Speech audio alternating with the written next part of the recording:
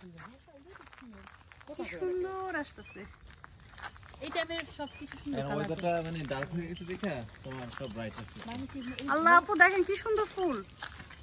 এটা তোমার এই যে কুমড়া ফুলের মতো। কি সুন্দর দেখছেন বেগুনি কালার। কুমড়া ফুল। আল্লাহ কি সুন্দর। কত খরচ করে যেটা করতে বানাইছে।